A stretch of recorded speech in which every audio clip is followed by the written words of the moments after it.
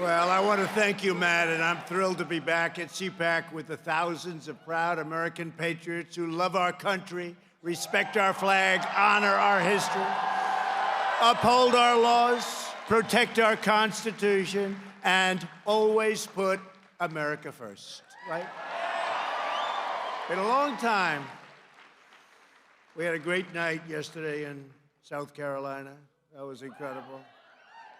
We filled up a stadium like you haven't seen. This stadium was packed and thousands of people outside. And I saw the competitors, our competitors that have like 2 people on a street corner. It's incredible what's going on. This is a movement like, honestly, like nobody's ever seen before. We say that. We say that. And you know, if it wasn't so, the fake news media would be all over us, right? They'd say it wasn't so. He exaggerated. I say it all the time. They never change it. You know, every once in a while you see somebody who did well, let's say well, in New Hampshire, or did well, not even win it, in Iowa. And the whole life of that person is made. Because we won the election. We did well in those places. Sit down, everybody, if you want. Sit down. We won the election. So it's great.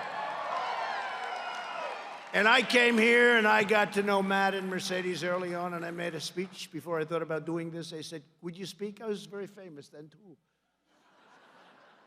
I guess more famous now. But I was very famous, and I made a speech, and they liked the speech. They said, you ought to run for president. I said, no, thanks. You remember that, Matt? You ought to run for president. We had a big crowd, and it was, The Apprentice was doing so well. It was like a hot, to put it mildly, show. And Matt said, you ought to run for president. I said, let me give it a little thought.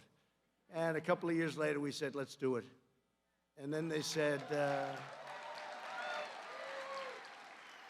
I never forget one of the people, respected guy, Charles Krauthammer, right? He said on, well, this isn't so good, but he said on Fox, he said, no, why would he do this? You have 17 of the most talented professionals ever assembled that are running. Why would he run? He's not going to run, and if he does, he's only doing it for fun. You think this has been fun? Does anybody think, Mercedes, you think this has been fun? I don't think you know. This has been just a ball. We've had a ball. But you know what? You know what? We're doing so well and we're doing so much. No administration has ever done what we've done in the first 3 years. Nobody. With tax cuts and Supreme Court judges and 218 judges. We're up to 218, including D.C. But together we're defeating the radical socialists, Democrats, the fake news media, the crooked politicians, and the hate-filled left-wing mob. And I told you I was going to be nice today, see? I said, let's be nice today. It's hard to be nice when they treat you so badly, right? Only a fool is nice when they treat you so badly. We're defending our faith, our values, our heritage, our borders, our rights, and our God-given freedoms. We're doing that. This is an incredible, look at all those people back there. This place has grown, look at, wow.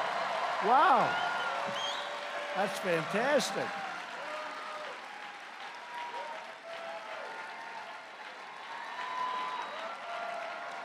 I don't know who they are, Matt, but they must be very special, this little group over here. For Matt to block out half the arena for this group of people. I'm trying to figure out, who are they? At first, I thought they were the fake news. I said, it's too bad they have such a good location. I don't know who you are, but you're very important. True. Very important people. We're exposing the corruption of the Washington Democrats, and we're draining the Washington swamp.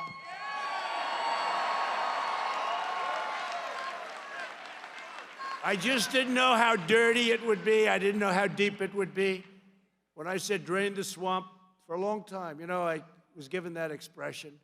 A speechwriter gave it to me. He said, drain the swamp. I said, that's so hokey. I said, that's the worst. I don't want to use it. Anyway, it ends up in one of the speeches. I said, we will drain the swamp, right? The place went crazy. I said, let's try it again. And we did it again, and the place went crazy. Now, here's the bad part. I never knew the swamp was so bad. It's really bad. But we're winning, and we're winning. Not easy, but we're winning. A lot of dirty people, a lot of very bad people. A lot of bad people, and I think justice will be had.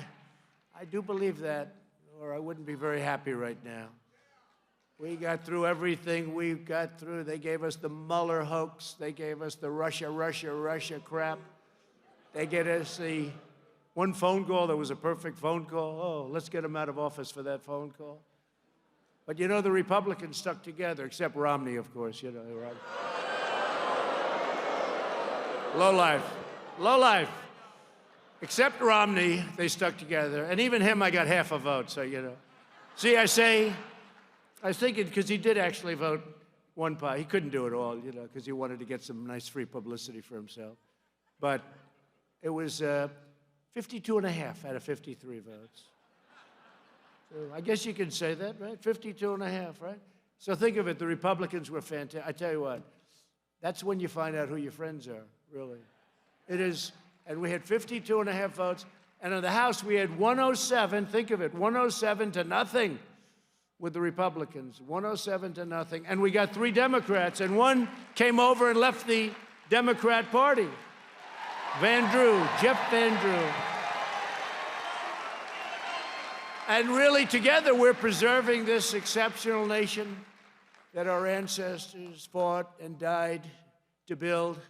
We are making America greater than ever before. We really are. I think it's going to be greater than ever before with what we're doing with our military and what we're doing also to get rid of very bad people. We have such bad people, and they're not people that love our country.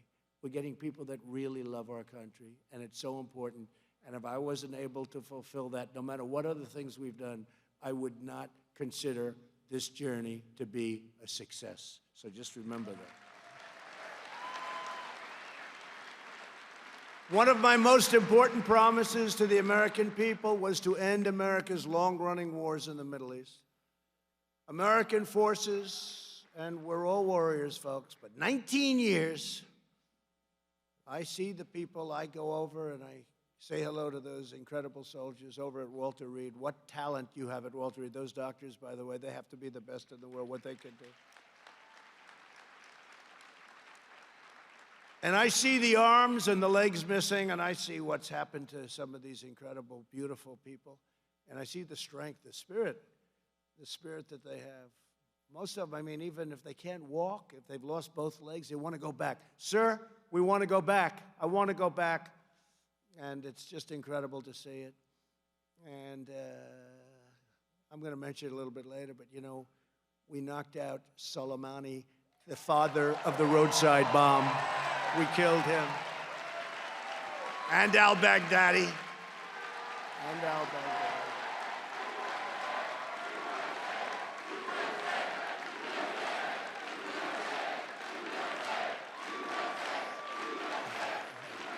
Soleimani was they call him the father of the roadside bomb. He thought it was great. Oh, the great bomb.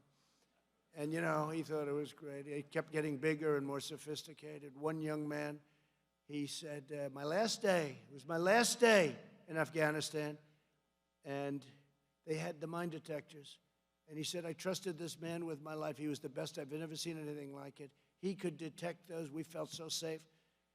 But unfortunately, his last day, they made him out of plastic so you couldn't detect him. And it went off, killed the man who was the detector, and badly, badly injured a lot of people. And he was one of them. And he said, think of it, sir. I said, why did it go off? He said, because they made it out of plastic, and the plastic doesn't get detected by the metal detector. And that was the last day, and he lost his legs. But we took that son of a bitch out, didn't we? Huh?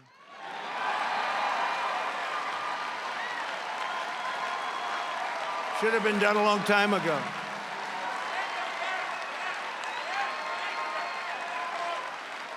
That should have been done a long time ago. That should have been done a long time ago. And al-Baghdadi, he's the father of ISIS, and we defeated ISIS in the Middle East. We have defeated 100% of the caliphate. But we said to the Europeans, hey, take your soldiers. We killed many, many terrorists. When I took over, by the way, it was a mess. There was so much, I hate to say this, Republicans, but they had maps and it was all red. Red meant ISIS. I hate to say it. I said, let's change the color. I actually did change the color. But they showed me maps. And large portions of Iraq and Syria, ISIS said, we don't want them ever to come here. And I had some great people and have some incredible generals. And I had a decision to make because that was just not, they were not doing it right. And we made the decision and we took them out. Remember, I got to 98%, and I said, all right, now I can bring our people back home. Sir, and then what happened is the press, they didn't care, but they went crazy. He didn't complete the job. I was at 98%, Matt. They said he didn't complete the job. I said, General, complete the job, and they completed the job. But the Europeans should be helping us because many of those people that we're guarding now, thousands and thousands of ISIS fighters and others, and many of those people will go home to France and Germany and UK and others, and we say, take them. No, no, no, we don't want them. See, this is it. We do things for other people, and then they forget our allies. Sometimes our allies treat us worse than our enemies. I hate to say this to you, but sometimes they do. It's very sad. Did them a big favor, but that's all right. It's all working out very well. But we took out al-Baghdadi, who everybody was after. That was, you'd see him all the time speaking with a fan. That was an old picture. He was young. He got older. But they were looking for him for 16 years. And one of the first things I said when I came in is, you got to find this guy, al-Baghdadi. Yes, sir. All of a sudden, they walk in. They said, we have him, sir. We're following him all over the Middle East. He'd move from place to place to place. We're following him, sir. And then they said, sir, we have him. And I had to give an order, and I gave an order. And I'll tell you what, 66, the most incredible soldiers you've ever seen. They went in on 8 helicopters. And you know, in modern day warfare, you can watch. I mean, I'm watching it. I'm watching it from the Situation Room. You believe it? It was like, you can't make a movie like this. For instance, there's no dog like Conan. No dog. There's no dog like Conan, right? In fact, Conan, after the operation, was a tremendous success. I mean, they were looking for him for a long time. And it was a lot of violent fighting, and then ultimately we got him. He was in a tunnel, at the end of a tunnel, and Conan was going after him. Conan almost was electrocuted, you know that story, but the guys went after him, and we got him. But you wouldn't believe how great it felt, and when you saw the professionalism of these soldiers, I can't even tell you. There's nobody has a military like we have. There's nobody with the talent that we have. It's incredible. They got him, and he knew it. He knew it. You know it. As soon as he heard that first little explosion that took him about 3 seconds, that blew the hell out of the wall, I said, why don't they go through the front door? He said, sir, you go through the front door, you got a lot of bullets coming at you. They went through a solid concrete wall. They put stuff up, boom, so fast.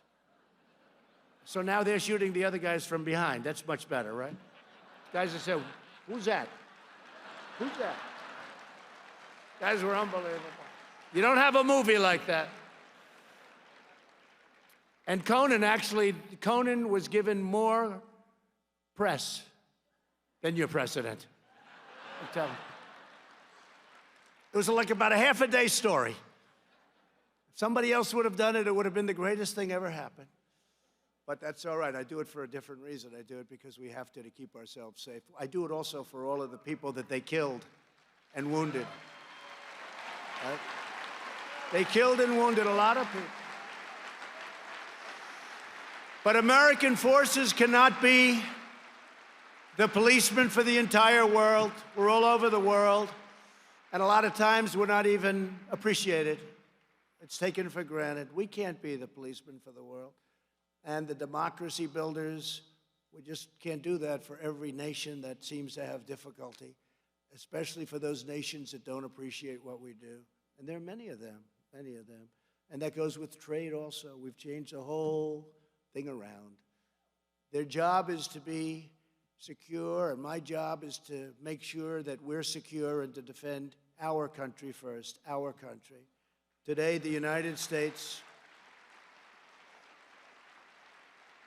For years, they've been trying to do this, and today the United States signed a deal with the Taliban so that we can hopefully begin the immediate process of finally bringing our troops back home.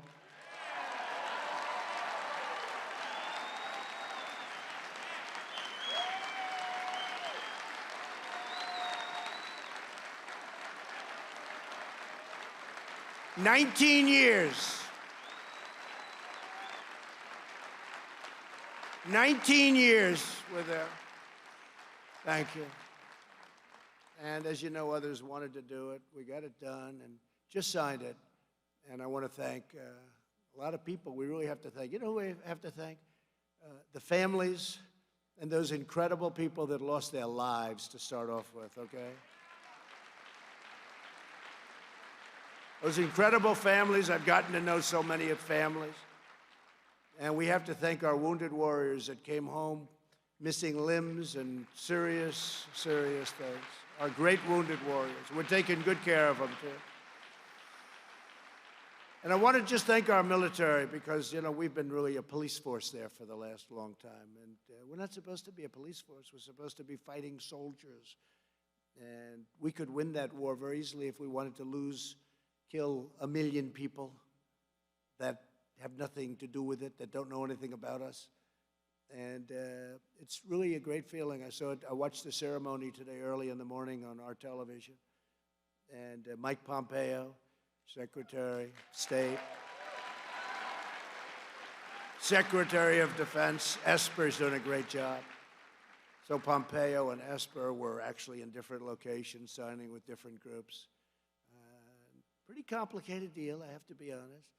But in exchange for the Taliban's action against al-Qaeda and other terrorists who could threaten us, we're prepared to begin those force withdrawals.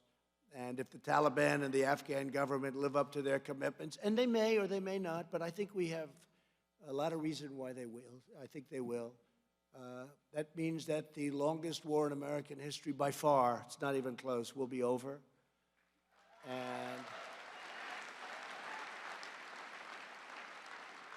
And again, the agreement was made possible by the extraordinary bravery of our American warriors, the sacrifice of these incredible people and their allies. And I want to also thank, I will say this, NATO came in and Secretary General Stoltenberg of NATO, you know, we had essentially 28 countries participating in this, and they're very happy to be out.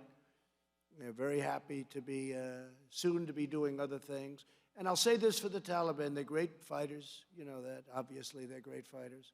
All you have to do is ask the Soviet Union, are they great fighters? They are great fighters. But they're tired also. This is 19 years, 19 years. So I'm very happy to announce that to this group in particular. It's just sort of, I should say we scheduled it for our CPAC day, Matt. You know, we scheduled for CPAC, because what better place? But we salute those who gave their lives, and we salute all of those incredible people. And after years of rebuilding foreign nations, we are finally rebuilding our nation and taking care of our own American citizens. It's time, right? It's time.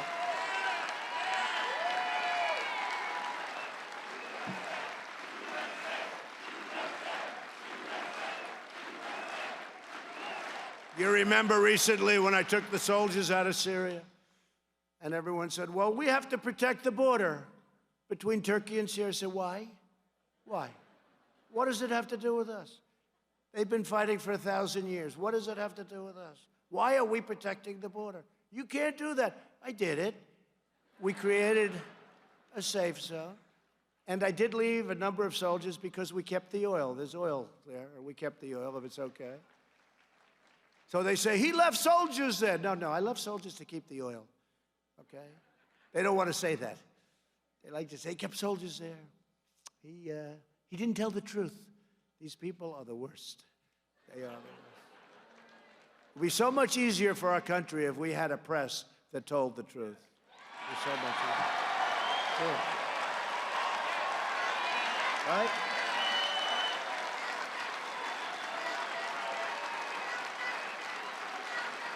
True.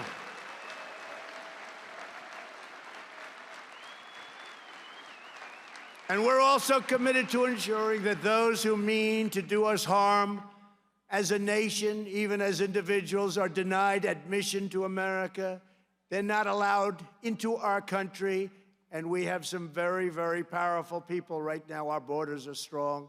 All of the 9/11 hijackers came here on visas, and we are determined to keep radical Islamic terrorists the hell out of our country.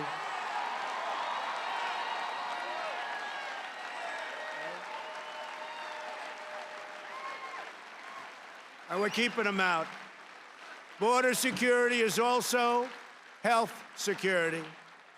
In our efforts to keep America safe, my administration has taken the most aggressive action in modern history to control our borders and protect Americans from the coronavirus.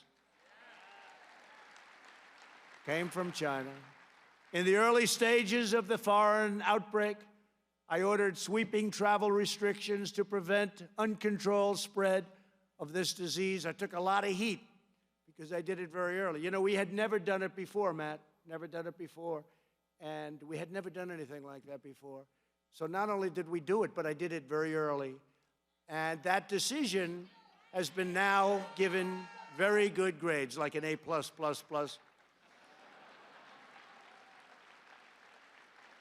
I took a lot of heat, even from my own people. But we did the right thing. The extreme fringes called us racists for imposing these critical life-saving measures. They wanted to let infected people pour into our country. I don't think they knew how bad it was, in all fairness.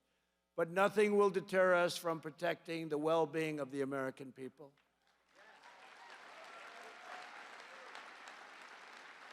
My job is to protect Americans and also, very crucially in this case, to protect Americans' health. And we'll do that, and we will do it with vigor. That is why today That is why today my administration announced new measures to protect Americans to the fullest extent possible. In addition to the existing ban on travel by most Iranian nationals, we're banning the travel of anyone who has been to Iran in the last 14 days. They're having a very big outbreak. And I say here and now, if we can help the Iranians, we're doing certain things for them now, and if we can help the Iranians, we have the greatest healthcare professionals in the world, and if we can help the Iranians with this problem, we are certainly willing to do so. We would love to be able to help them. And all they have to do is ask. We will have great professionals over there. We have the best in the world. And we're raising the State Department travel advisories for South Korea and Italy, unfortunately, including a level 4, that's the highest, do not travel. It's a do not travel advisory for several areas of both countries. There are 2 areas of each country that is very heavily infected. And we are urging Americans to exercise increased caution throughout all of Europe. We will do everything in our power to keep the virus and those carrying the infections from entering our country. As you know, we took in approximately 40 people. They were Americans, and they may have had it. Some had it, but they were put in quarantine, and it's working out. Many of them are in good shape right now, and they're better and going home. It's time for all Americans to put politics aside and to come together to work for the health, safety, and security of the American people. It'd be a great thing.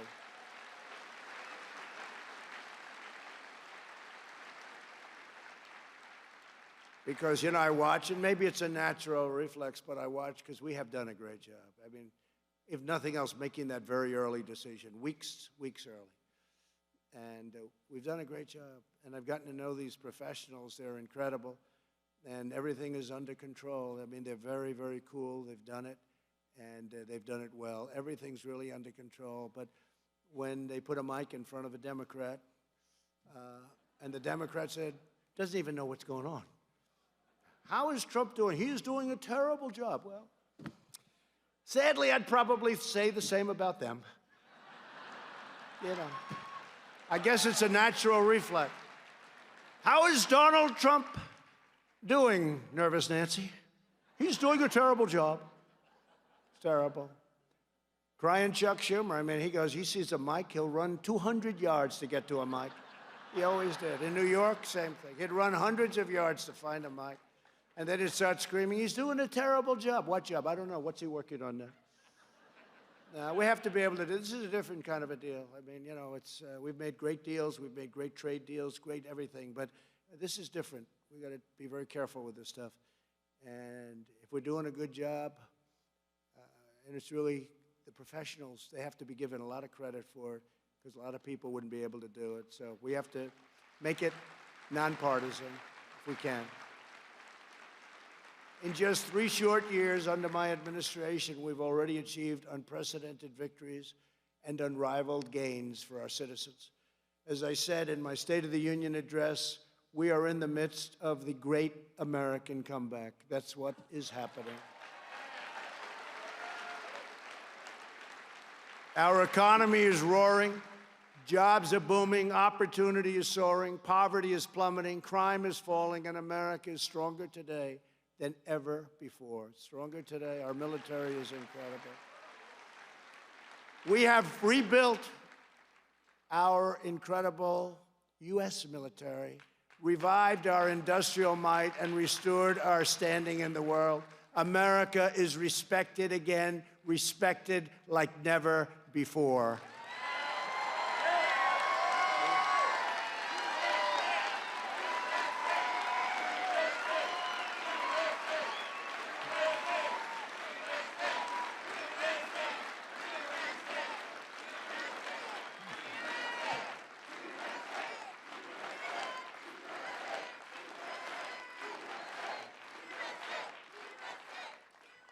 Since my election, America has gained 7 million new jobs, 5 million more than government experts projected at the end of the last administration. They were saying the most you could possibly do is 2 million. We did 7 million. I never even said we were going to do 7 million. That's a lot of jobs. Unemployment has reached the lowest rate in over 51 years. The average unemployment rate for my administration is the lowest for any president in the history of the United States. That's a good one. That's a good one.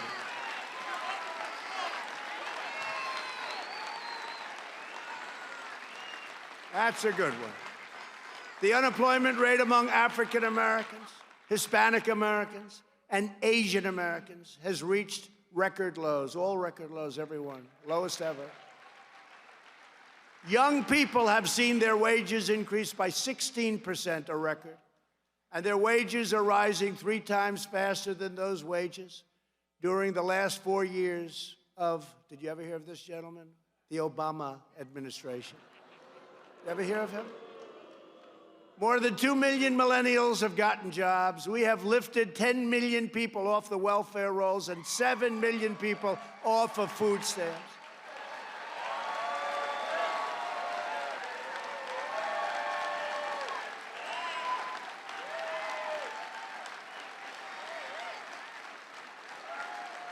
And under the so-called Trump economy, we are actually achieving the progress, hope, and change that liberals have been falsely promising for decades, but utterly failed to deliver or produce, and it's really driving them crazy.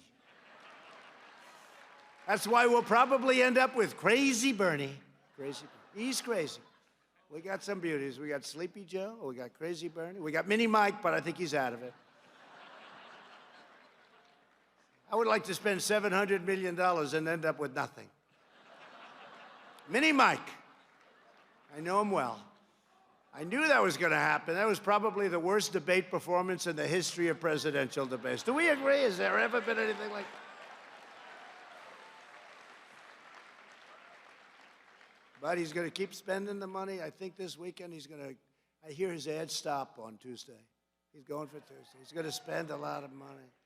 It just shows you that you can't buy an election. I mean, it just, there's a point at which people say, you got to bring the goods a little bit, too. You got to bring the goods. Boy, did Pocahontas destroy him, I'll tell you. And look what I did to her. She choked. You know, she went out and got a test because I was killing her with a Pocahontas. Remember I said, I have more Indian blood in me than she does, and I have none. Right? I said it. I said it to her. Love to have some, but I have none. And she was getting hit with that name, Pocahontas. That was one of the good ones. And they said, we want you to apologize for that name. And I did. I apologized. Nobody ever heard me apologize before. I apologized. To the real Pocahontas, I apologize.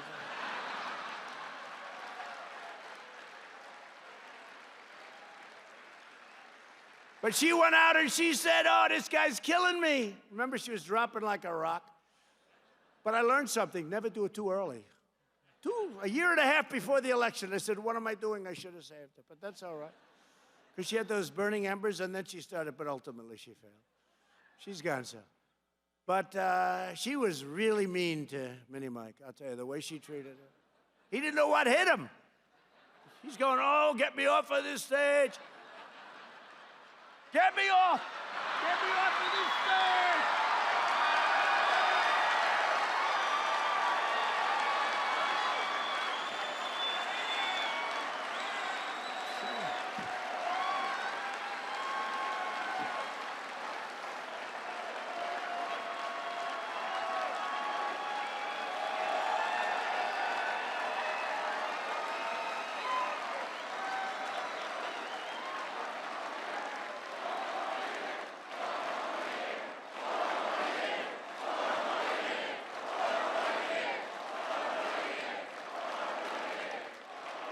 Well, thank you very much.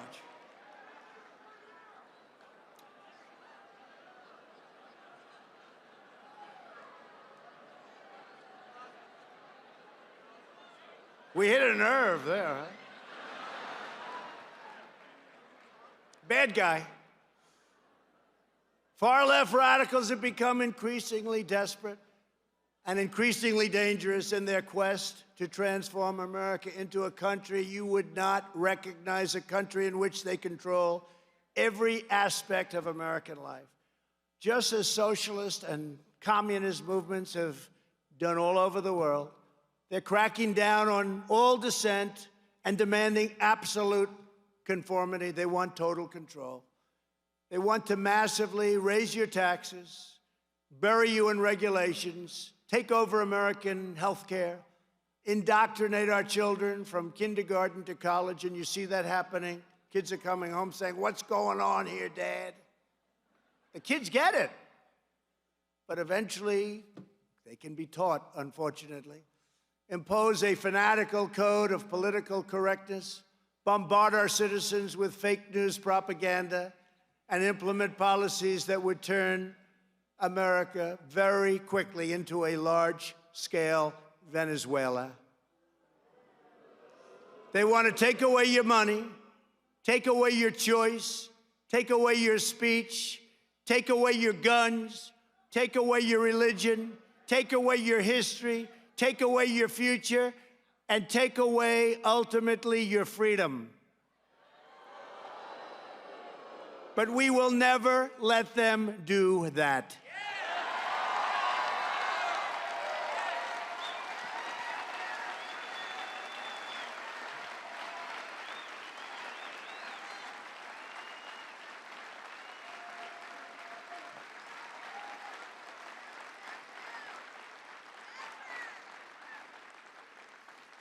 For many years, the radical left's sustained assault on American democracy, culture, institutions, and values went unanswered.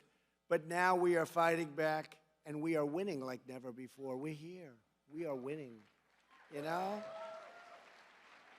There was a time I used to come to CPAC. It didn't have this kind of energy. Number one, you didn't have the president. You know, I was only going to do this for Matt once. I said, look, I'm president. I can't go to CPAC, right, Matt? I said, I can't do it. So I did it. We had a great time. Next day he calls, can you do it again next year? I said, yeah, I guess. This is like my fourth time or something, right? Or more. And I'll be here next year, okay? Yeah? Why not?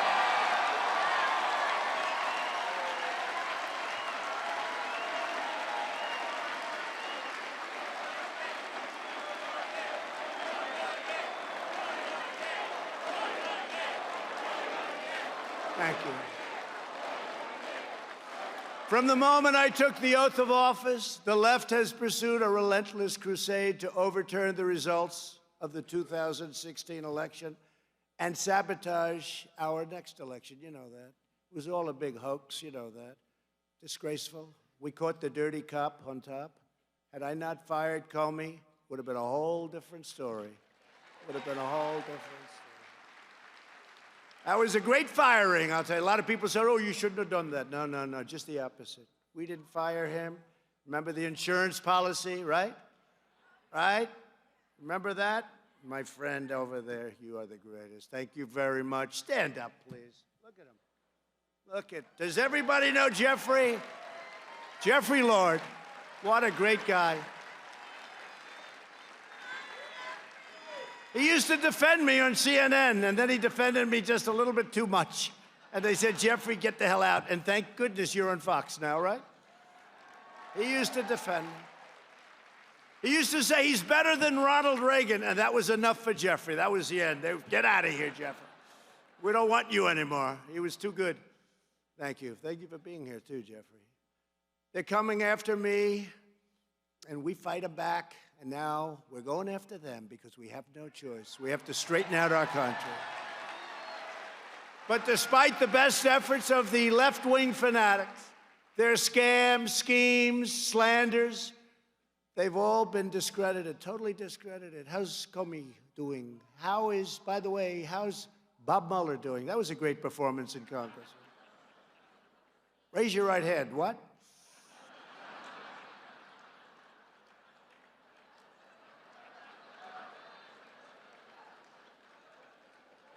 Did you want a job in the White House, running the FBI? No. Oh, he did. He did.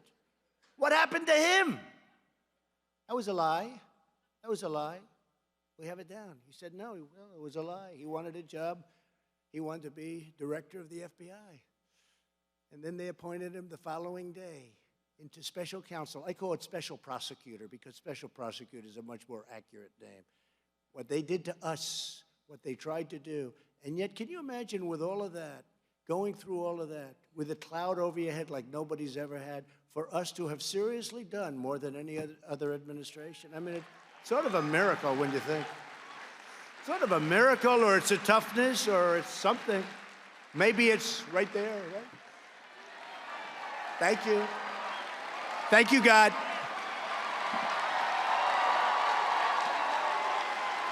How did we do that? How did we do it?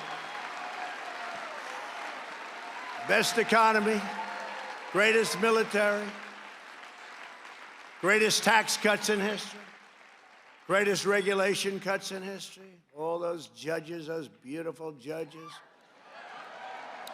2 Supreme Court judges, great ones. But their sinister plots have been exposed and their credibility has been totally destroyed. They're still just dealing with the embers, you know, a little bit like Pocahontas. She had those embers, and she started coming up, and that was the end. But they have embers, too. They have embers. They have a lot of bad people around, but one by one, with the help of everyone here today, the American dream is back, bigger, better, and stronger than ever before. It's true. True. To lift up forgotten and impoverished communities, we created nearly 9,000 opportunity zones all across our country. Tim Scott, Senator Tim Scott was so great. Creating jobs, opportunity, and investment. It's now pouring into the places that needed it the most. We have poor areas that haven't had 10 cents invested in them in years and years and years. And now millions of dollars are going in there. We're transforming neighborhoods. It's incredible. It's incredible. It's not talked about much by the media. It's one of the greatest things ever done in terms of economic development. Opportunity zones. Millions and millions of dollars are being poured, and not being poured in by the federal government. Not being poured in by the federal government. It's an incredible thing. We passed the largest package of tax cuts and reforms in American history, larger than any before. And it's incredible. You know, all my life, I've only been doing this for 5 years, okay? But all my life, I've watched politics. And it was always the guy that cut taxes. You want to cut taxes. The Democrats have a strange platform. They don't want a wall. They want people to pour in. They want to raise your taxes, right? They say, we want to raise taxes. I'm trying to say, is this like a good thing to campaign on? They want to raise taxes, right? Think of it. They want to have sanctuary cities where you protect bad people in many cases. The sanctuary cities. And by the way, we just won the big case. Did you see that? Oh, 2 days ago.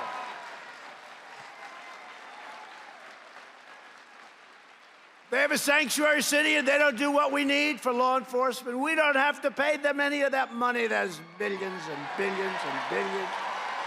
Wow, where did that come from? Where did that come from?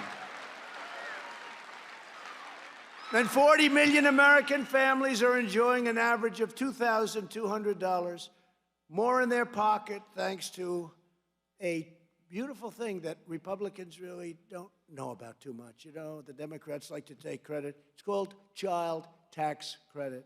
We took that. That was Ivanka Trump, right, Mercedes? Ivanka Trump. She wanted that so badly. We've cut a record number of job-killing regulations because regulation is stealth taxation, especially on the poor. We have cut more regulations in this administration in 3 years than any administration has cut in 4 years, in 8 years, or in one case longer than that. You know who that was? Good old FDR. We've ended the war on American energy. American energy was under siege. And I'll tell you what, we don't want to talk negatively, but if for any reason any of these characters get in there, you can forget. I mean, I don't know how you're going to win Texas, by the way. I don't know how you're going to win Pennsylvania, by the way. I don't. They don't want petroleum products. Other than that, they're wonderful, right? How about this character, Beto, right? Beto. Everyone thought, remember he said, I was born to run. I was born. He was born. That was a disaster. He said, I was born. Anybody that says he was born to run, he was born to do what I'm doing. Anybody that, I don't even say it, and I won. It's true. No, it's so presumptuous. I was born to run for president. Well, then he came out against guns, religion, and oil. And he comes from Texas. And I said, Abraham Lincoln couldn't win in Texas without those. Whatever happened to Beto? Beto, come on back, Beto. He was born to run for president. He got down to less than 1%. So many of those people are less than 1%. How can you be less than 1%? You got to be really bad. The U.S. is now the #1 producer of oil and natural gas in the entire world, by far. Never again will our country be at the mercy of hostile foreign suppliers. America has declared energy independence. I declared it. We're energy independent. Big thing. It's a big deal. It's a big deal. You ever notice in the straits, we always took care, we never got 10 cents for it. We'd keep those straits open. Nobody would dare mess around with all those countries that were making trillions and trillions and billions and billions. We kept those straits open. It was great, Jeffrey. It was beautiful what we did for these other countries. They never paid us 10 cents. We kept them open. We'd go and shoot at other ships, and we'd fight this one and fight Iran. And I said, do we ever get paid for anything? Right? But now they're saying, you know, when they were blowing up ships last year, they were saying, we'd love to get an American ship, but they don't send too many of them. We don't send too many of them over there. You know why? We have our own energy now. It's pretty good. It's gone way down. But you know who does get a lot of it? 60%, China. And I say, so let me ask you, why are we keeping the straits open for China? And others. But China gets a tremendous amount, percentage-wise tremendous, so we keep it open for them. I don't know. You had a lot of really nice people running our country over the years. Perhaps I'm not nice, but I'm doing a great job for you.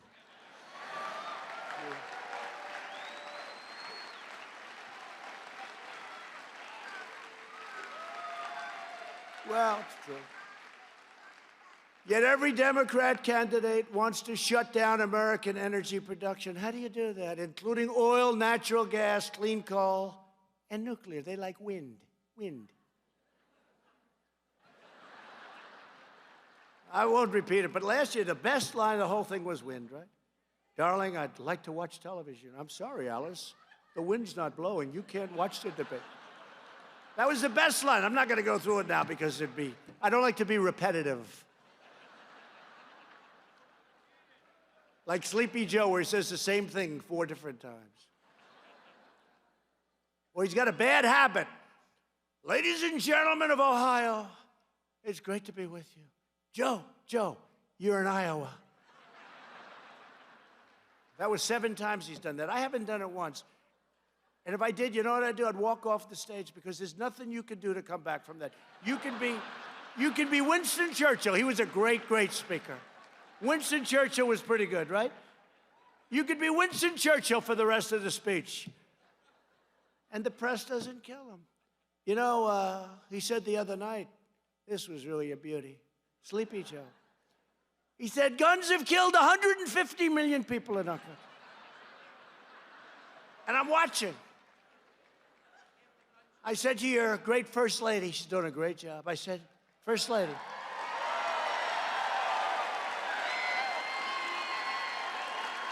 Doing a great job.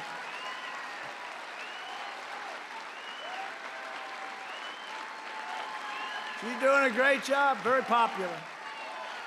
She's very popular. Great style. Loves our country. Great. Her father's here somewhere. Where's Victor? Where is Victor? Her father's here today. Where is Victor? Her father is here someplace. He's someplace in this massive room. There he is. Hello, Victor. Her father is great guy. But I said to our great First Lady, I like calling her First Lady. I love calling her First Lady. She said, it's okay, you can call me Melania. Good. Okay. Now see, when I have fun like that, you know what's going to happen tomorrow? That'll be a headline.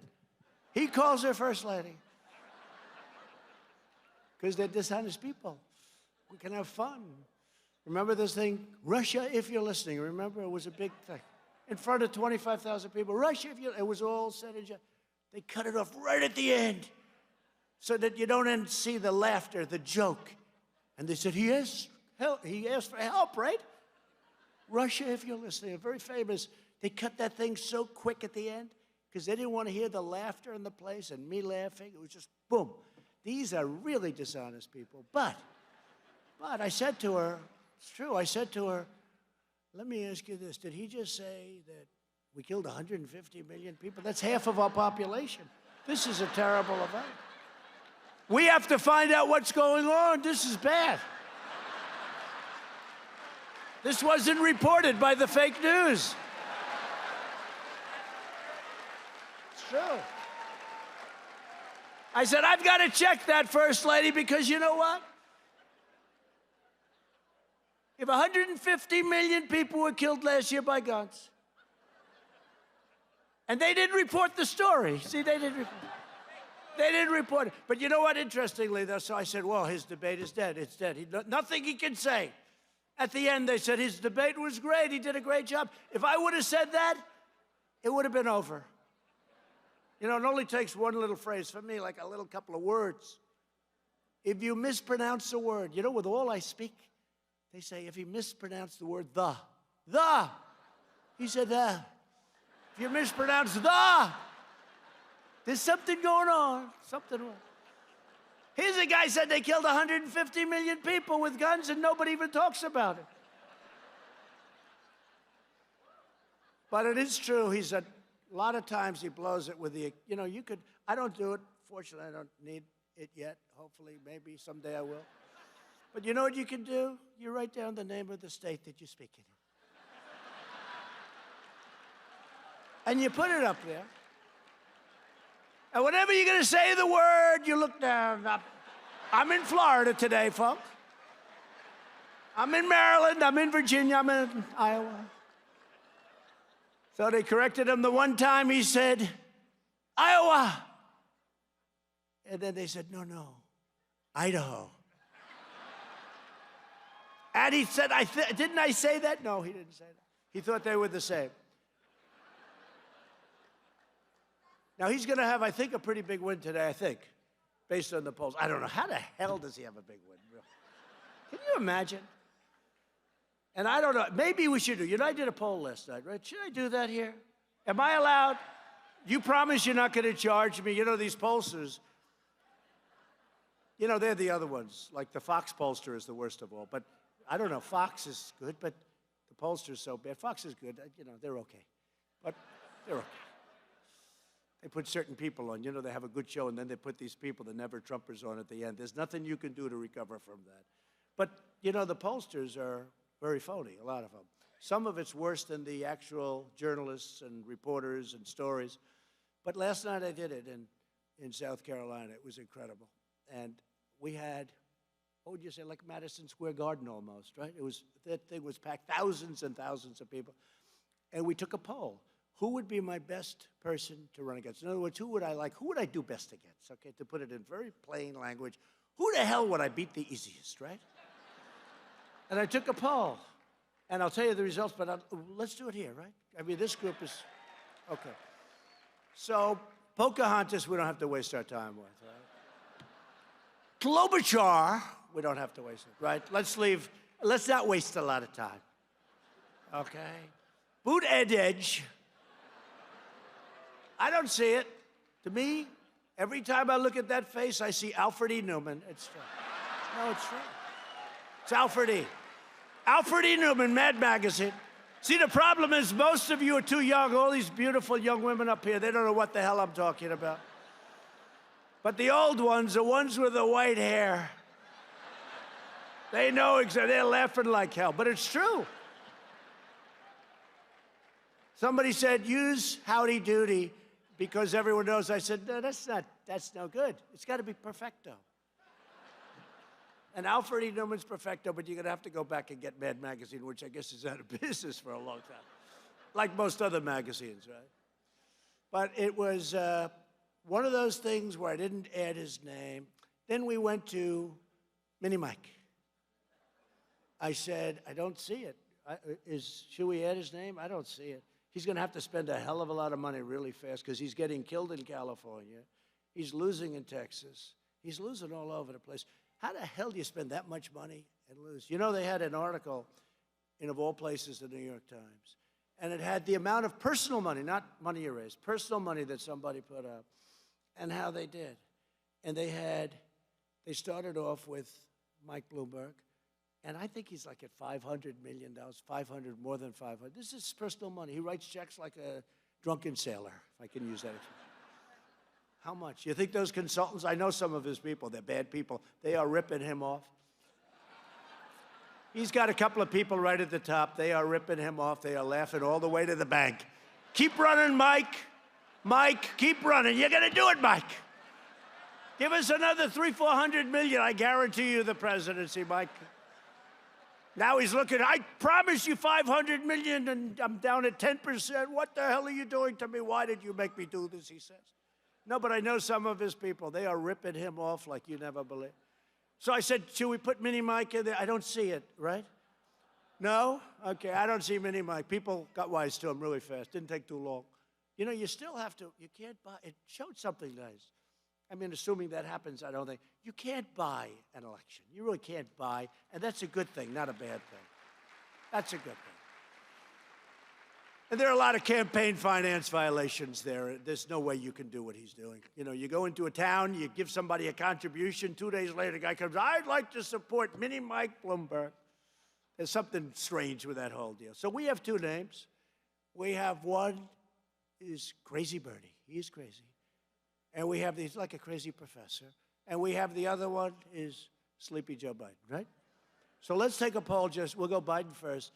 Scream like hell if you think I should run against him, right? Is that okay? In other words, because we're going to beat him. Who will we beat? So scream like hell. So Sleepy Joe Biden.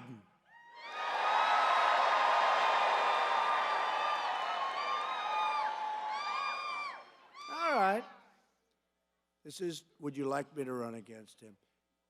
Crazy Bernie Sanders.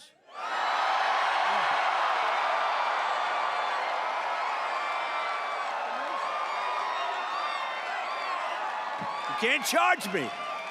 You cannot charge me for that. Matt's going to send me a bill for that. Now think of it. These pollsters, you ever see this crap? We interviewed 193 people. 100. With a plus or minus 3. You have thousands of people in here. I got it for free. But Mercedes will send me a bill, I guarantee you that. For a free poll. So look, that happened last night too. I did the same thing. They think that Crazy Bernie, how could you be easier to beat than Joe? The guy can't put 2 sentences together.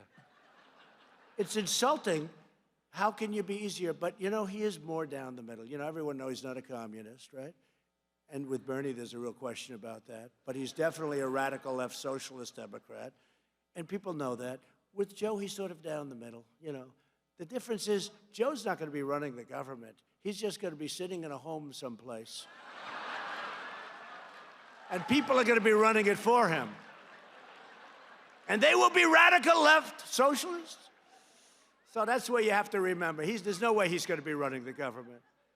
But we're reversing decades of calamitous trade policies, breaking up the unholy alliance of lobbyists, globalists, and special interests that bled our country, bled our factories, and bled our people dry.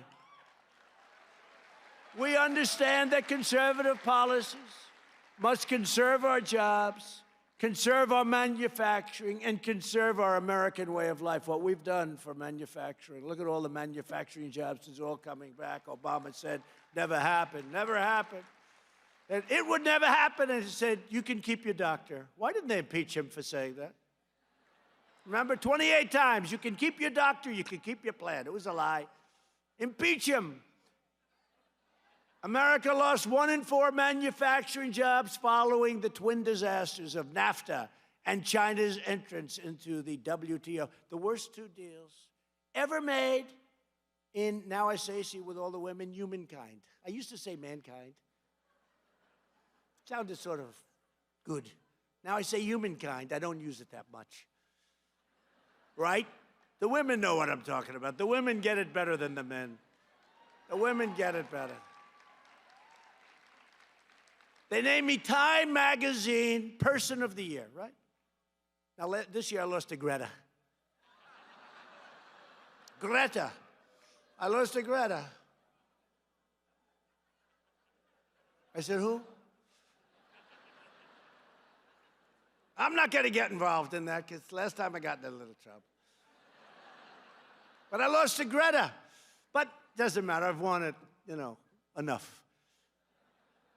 I mean, in all fairness, when the whole world evolves around this person, I don't say good, bad, but you turn on that stupid CNN, you turn on MSDNC, you turn on Fox, every story is Trump or Trump-related, right? If a plane goes down with 700 people on it, they don't even cover it anymore. That used to be a big event. They don't cover it anymore. It's really unfair. But it's been, by the way, have we all had a great time, though? This journey, right? This journey has been amazing. I tell the story. A month before I ran, I said to my wife, well, I'm thinking about it. Said to a couple, I'm thinking about it. Didn't think too much about it. I thought about it like a day before I ran. But I remember seeing the New York Times. It came to my office. I held it up. It was like a thing you hand out at a grocery store. It would have blown away with a little wind, about 2 miles an hour. It would have blown away. That was the New York Times. Now it's a vibrant paper. But when I'm no longer here in 5 years or 9 years or 13 years or 17 years, 21, 25. Now, they actually think I'm not leaving, This crazy Bill Maher. Bill Maher, you ever hear this guy? He says, he's not leaving. He has a guest, some guest, that didn't have a clue. And the guest, he said, Trump is going to win. You know that, don't you? He's going to win. He's going to win, don't you? Like it's devastated, Bill Maher. It's a nut job. He's going to win. And the guest says, no, we're going to fight very hard. We think we have a good chance. No, he's going to win. And then you know what? He's never leaving, don't you? He's never leaving. No, he's never leaving. No, he's got it worked. He will never leave. There's no way. And I used to think he was kidding. He's not. He is a total nut job, this guy. But under my administration, the great betrayal of America is over. It is no longer for sale. Last month, we ended the NAFTA catastrophe, and I signed the brand new U.S.-Mexico-Canada agreement into law. Great job. The USMCA is a gigantic victory for farmers, ranchers, manufacturers, and workers all across our country. And by the way, speaking of farmers, something they don't know, but they're learning fast, no more estate tax on your small farms, small businesses, small other things. No more estate tax. People don't talk about it. It's a big thing, big provision. Big provision. If you love your children, it's great. If you don't love your children, it's irrelevant. Don't leave the money to them. But, you know, in years gone by, great farmers, they have a good land, good everything, but they don't make that much cash. It's a tough business, right? And the banks would come in, loan money to the children, and the banks would end up owning the property, and all hell was going on. It was terrible. No more estate tax, or as we call it, death tax. No more on small farms and small businesses. Great thing. Nobody talks about it. Nobody talks about that, but it's a big thing. If you love your children. If you don't, does anybody here not love your children? Raise your hand, please. Look at that, not one hand. Well, that's conservative people. They all love their children. Right? Now, there's one hand in the back. I'm not calling. I also took the strongest ever action to confront China's illicit trade practices. You see what happened there. And our strategy worked, and we have a great relationship with China now. We have a very good relationship. They didn't even respect us. They were taking out $500 billion a year. We had a trade imbalance. We had a deficit of more than $500 billion with a B dollars a year. Can you believe that? Who the hell can sustain? Who wants to even talk about that? So we started charging tariffs. They hit our farmers. I gave the farmers everything that they took out, and the money came from China because it came out of the tariffs, and we had a lot of money left over. It's a long, complicated story, but not really complicated. No other president ever thought of it. And now the farmers love me, and we ended up making a great deal. But they loved me before. You know, the farmers, when they'd go to CNN, would go up, "Isn't it terrible what President Trump is doing to you with the trade war?" He says, "No, it's hurting me badly, but the trade war is necessary, and it should have been done years ago." Everyone, I've never heard anybody say different. I've never heard anybody say different. The farmers are unbelievable. But I went to Sonny Perdue, our Secretary of Agriculture. I said, "So let me ask you, China's tough. They're smart. They hit them. How much did they take out last year? $12 billion. How much did they take out this year? $16 billion. That was last year." I said, 16 billion, 12 billion, good. We're going to give them back the 12 billion. Then we gave back the 16. Everything they took out. I said, what was the best year they ever had with China? It was 16 billion. I said, good. I'll reimburse them the 16 billion out of the tariffs that China's paying. And by the way, you know, China respects this, just so you understand. You know, other presidents knew that they were getting ripped off. They didn't know what to do about it. They said, they'll attack our farmers. All the farmers will go bust. They didn't know. Charge them tariffs, pay them back, and then keep a hell of a lot more money than you're even giving to the farmers. And we kept tens of billions of dollars, and we made our first deal, and Schumer went, "It's terrible, the deal." He took the tariffs out. Now, nobody wanted tariffs until I taught them what tariffs are. But it's terrible, he took the tariffs out. Actually, I didn't. They're paying 25% on $250 billion. I don't even know how we pulled off that one. But they're paying. But China's great, and now they want to negotiate phase 2 because they want to stop paying the 25% on $250 billion. Otherwise, we have no leverage, right? We have no leverage. But the farmers are the greatest. And even before they knew I was going to be able to reimburse them all that money that was being taken out of their pockets, they said to me, I had 25 farmers in the White House, right in the cabinet room. I used the cabinet room. Everybody else used it only for the cabinet. I use it for everything but the cabinet. No, I use it for farmers. We have beautiful, it's this incredible room, right? This incredible room. And I said to the farmers, I said, you know, I want to give you back money. I want to give you a subsidy. Oh, we don't want the word. They didn't want, everybody else, they didn't care what I used. I could use subsidy. I could use welfare. I could use any word I wanted. The farmers hated the word subsidy. Sir, we don't want anything. We just want a level playing field. It's been this way for 20 years, and it's been absolutely hurting us. They didn't want anything. And I said, you know, are you serious? They said, yeah, we just want a level playing field. Nobody can beat us, and it's true. Nobody can beat. They want a level playing field. And I said to myself, can you imagine? Everybody that comes in, countries, other businesses, everybody, they want money. The farmers don't. They just wanted a level playing field. And that was at the bottom when they really were looking. It was looking pretty bad. But now China's going to be buying $50 billion worth of product. The most they ever got was 16, so they're buying 50. We agreed to 20. And in the final day, they were getting the agreements ready. I said, how much are the farmers getting? Meaning, how much is China going to purchase from our farmers? 20 billion. I said, do me a favor, make it 50. They said, 50. I said, the farmers can't do that much, can they? They said, no. China said, absolutely not. I said, look, what does it mean? You got 1.5 billion people. What the hell difference between 20 billion and 50? It doesn't mean anything. They said, you're right. We'll give you 50. It's crazy. It's crazy. My only problem is I don't think the farmers can produce that much. It's going to be very good to be a farmer when that whole thing kicks in.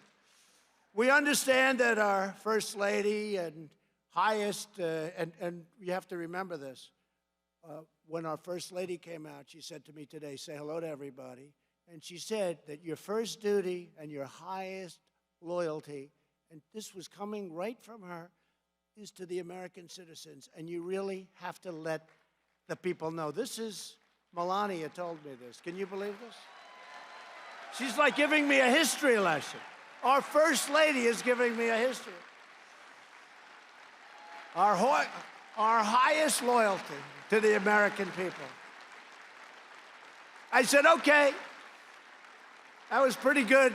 Thank you. Thank you very much. I'll tell her. I'll tell her that was the single best line in the whole speech. Okay. Nowhere has the American left more thoroughly violated this sacrosanct principle than on immigration. Illegal immigration costs American taxpayers hundreds and hundreds of billions of dollars a year, funds that could be used to improve our schools, roads, hospitals, and other vital services. Instead, Democrats want to take even more of your money to give illegal aliens free health care, free federal welfare, free education. They get treated better than they want to treat our military and our vets. And I stopped it, but it's crazy. The Democrat Party's immigration policies empower bloodthirsty cartels that maim, murder, and torture, that smuggle and traffic innocent human beings, that flood our communities with poisonous drugs. The left's immigration policies are not compassionate. They're heartless, merciless, and cruel. Countless Americans are killed every year by criminal aliens. These are illegal aliens that come in, and they are, in many cases, very bad people. In Houston, Texas, an illegal alien was charged with the murder for killing a 75-year-old grandmother in her home, stabbing her with a vicious machete knife 13 times in the chest. In Georgia, an illegal alien was charged with murder for killing, beheading, and dismembering his neighbor. Yet despite these travesties, the far left supports deadly sanctuary cities where people like that get protection, that release criminal alien predators into innocent communities rather than handing them over to our great heroes of ICE.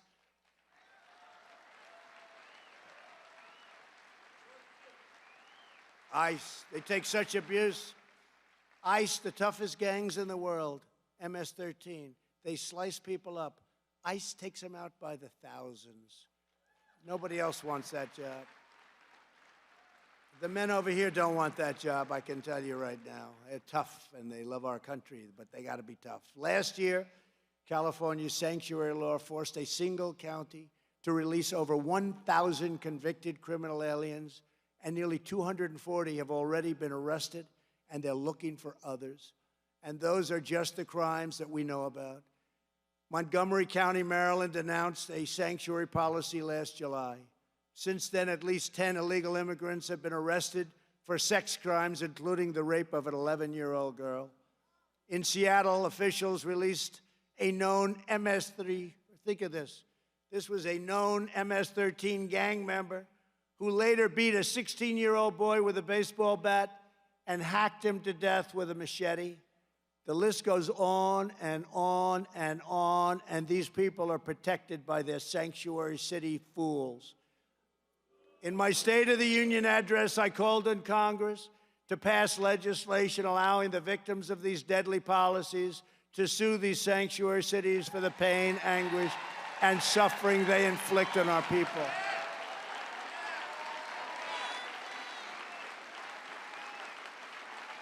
Everyone here today and patriotic citizens all across our land agree with the fundamental truth. Our country must be a sanctuary for law-abiding Americans, not for criminal aliens.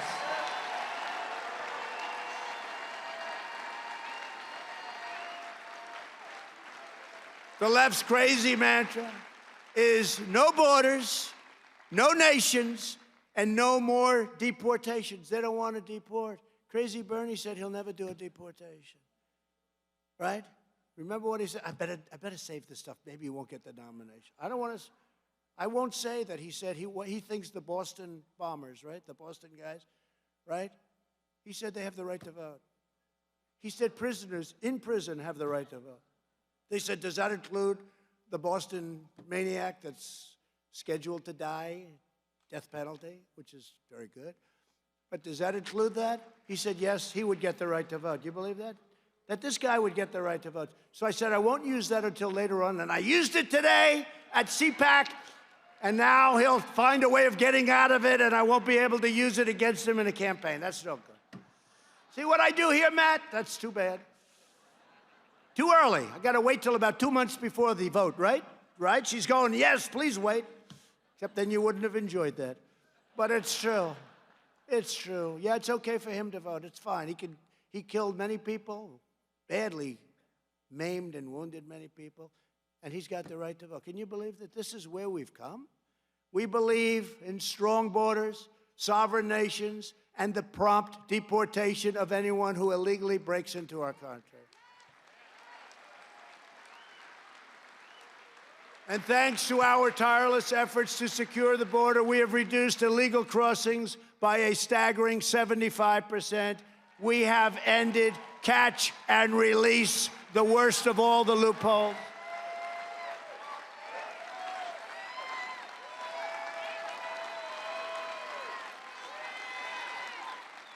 Nice hat. We have seized a record amount of drugs and deported a record number of gang members. We are building the powerful border wall. We're already up to 128 miles of border wall. And you think that was easy?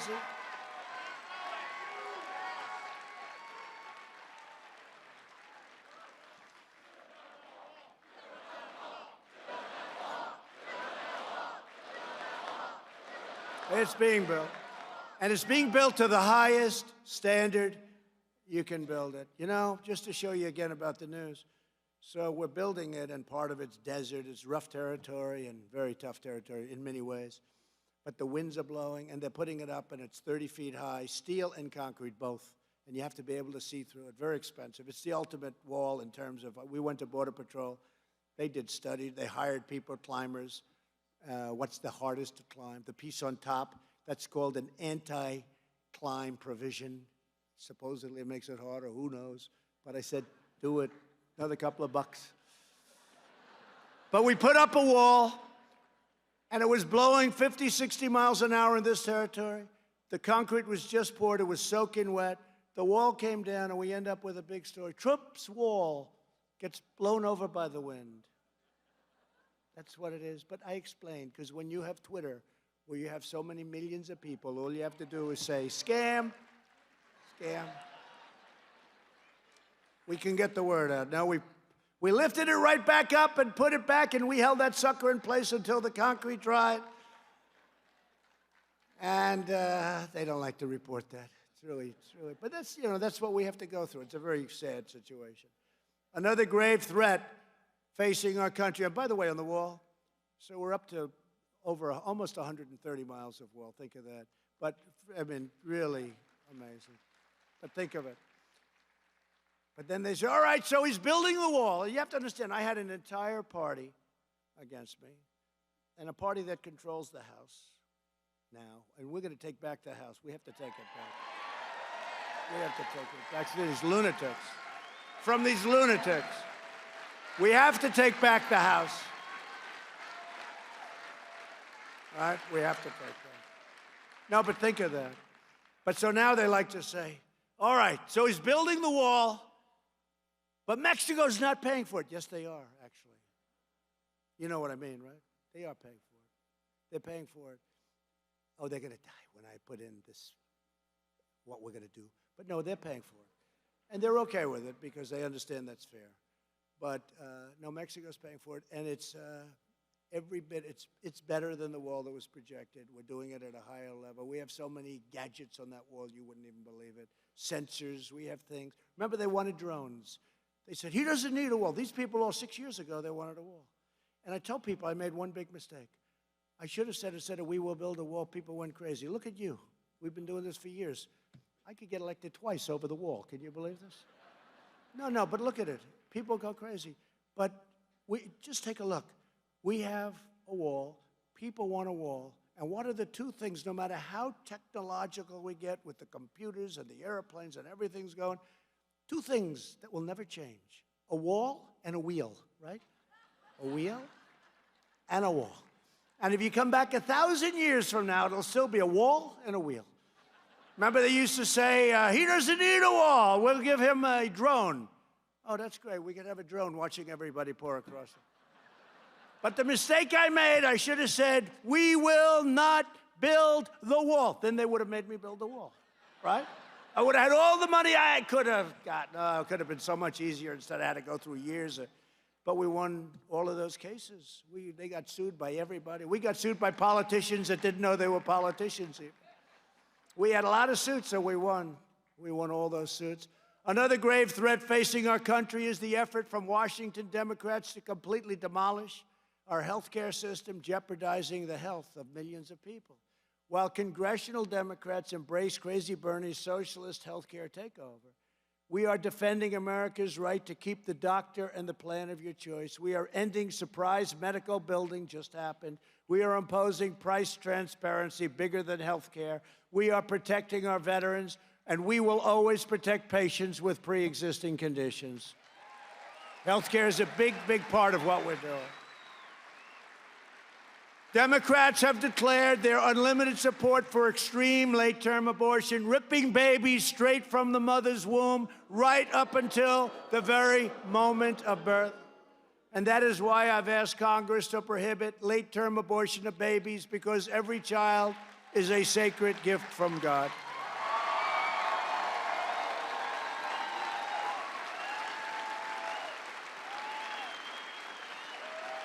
Thank you. In my State of the Union address, I also asked Congress to pass legislation providing 1 million American children access to school choice, because no child should ever be trapped in a failing government school. And with the help of many of the people in this room today, we passed criminal justice reform to reduce recidivism and to help former inmates successfully rejoin society. We are helping prisoners like you wouldn't believe, people that are in, like Alice Johnson. You saw Alice Johnson, right? She served 22 years, made a phone call, and she's not trying to defend herself from the phone call. 22 years, she had another 20 or so to go, and we got her out. She's a great woman. Through our pledge to America's workers, employers are providing millions of marginalized workers with the skill they need to transition from government dependence to self-reliance. That's what we need, and we need people. To defend the rule of law, we have confirmed a record number of judges who will interpret the Constitution as written. That'll be nice.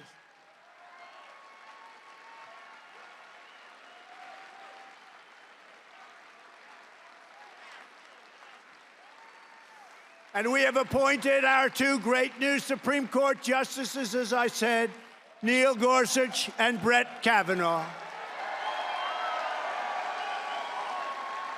As the radical left moves aggressively to curtail freedom of speech, we are proudly defending free speech, including our college campuses. Any college that refuses to respect your First Amendment rights now risks the loss of billions and billions of federal taxpayer dollars.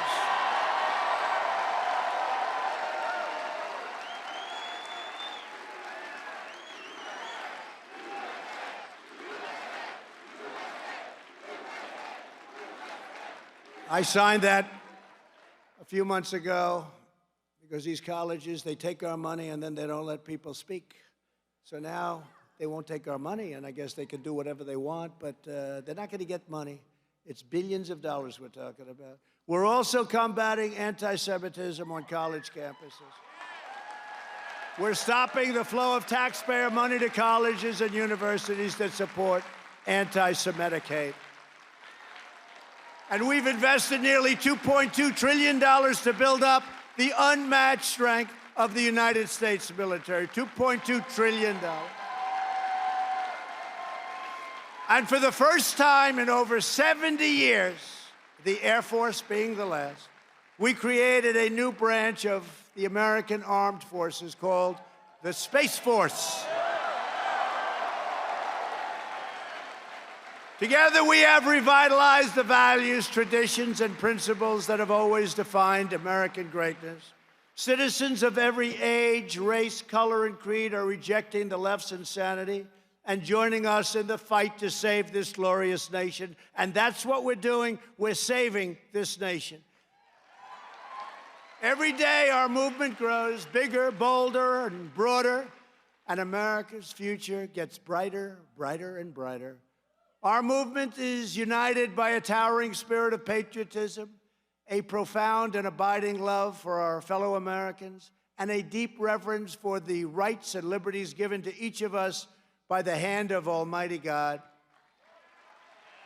We know that America is the greatest nation to ever exist. We know that America is the strongest force for good in the history of the world. And we know that America is the home of the toughest men and the strongest women ever to walk the face of the earth. This is the home of our ancestors, carved out of the wilderness, the home of our forefathers, shed their blood, the home of our children. And this is the home that we want. This is the home that we want our children to inherit. We will love and cherish and protect this nation forever.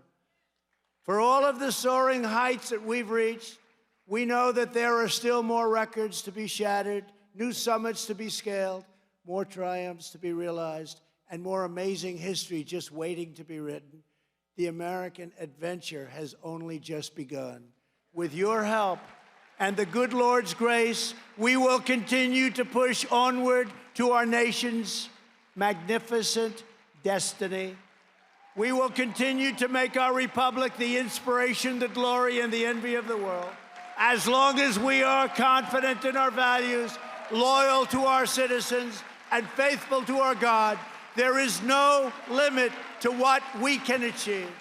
The United States of America will always march on to victory. America is thriving like never before. And ladies and gentlemen, the best is yet to come.